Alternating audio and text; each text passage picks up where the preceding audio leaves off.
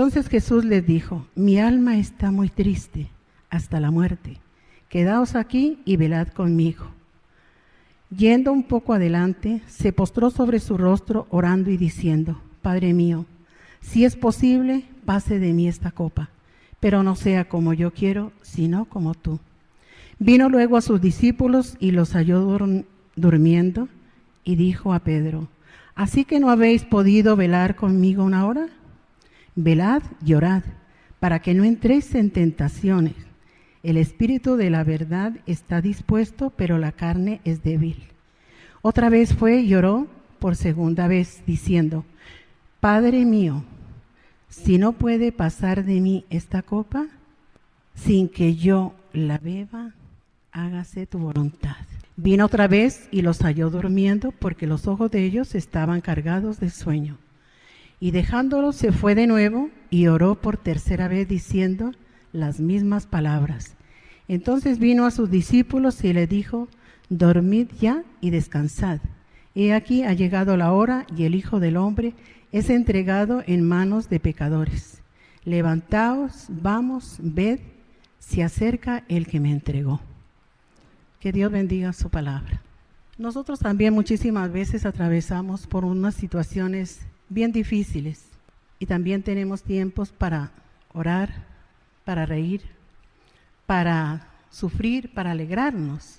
Y en esto encontramos dos clases de personas. La primera, los que le dicen a Dios: hágase tu voluntad.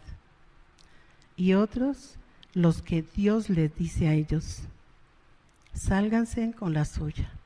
Encontramos igualmente en la Biblia dos huertos. El huerto del Edén, donde el hombre tiene una lucha de obediencia.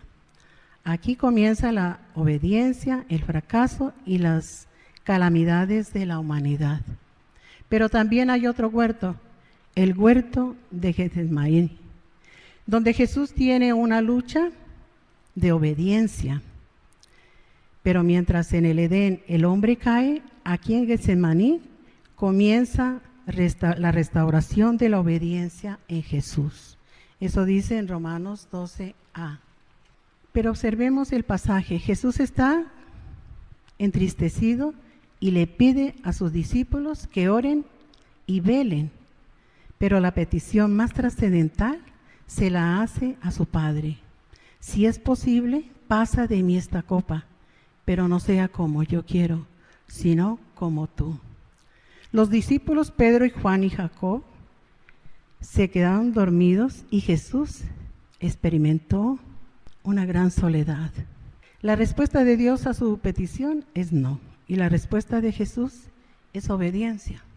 Muchas veces hemos también pasado por situaciones parecidas donde experimentamos soledad y donde la respuesta de Dios es no. Pero nosotros no tenemos la misma actitud de Jesús, es diferente a la de Él. Nos cuesta trabajo obedecer y buscamos otro camino. Y eso es lo que no quiere Dios. Nos da como ejemplo el sacrificio que hizo su Hijo en la cruz por nosotros, sometido a todo por obedecer a su Padre.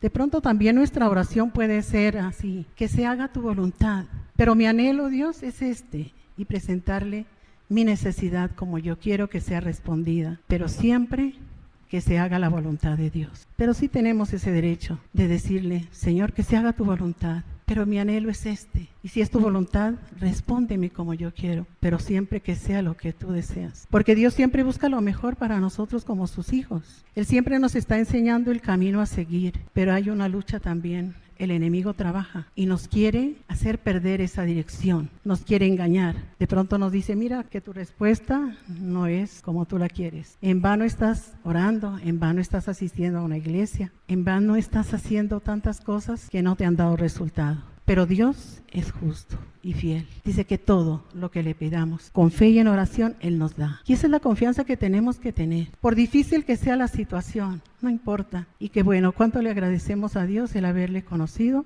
el haber Él fijado un día sus ojos en nosotros. ¿Para qué? Para ser bendecidos y poder bendecir a otros. Precisamente estaba dándole otra leída al pasaje, cuando una llamada de mi esposo y me dice que un sobrino, el único hijo de esta pareja de su hermano, él es médico, y lo han llamado para decirle que estaba convulsionando y que estaba en la Uribe. Y mi cuñado estaba desesperado y triste con su esposa. Yo le decía, Señor, gracias, porque para eso estamos nosotros, para dar consuelo, para darte a conocer y seguir insistiendo en la gente. Mire, hay un Dios poderoso que todo lo puede, para el cual nada es difícil. Y pude hablar y orar con mi esposo por el teléfono y que tratara de comunicarse para que orara con ellos. Inmediatamente llamé a la cadena de oración, que también es una bendición que nuestra iglesia tenga todos esos recursos para el bien de nosotros. Y pude orar precisamente por este joven.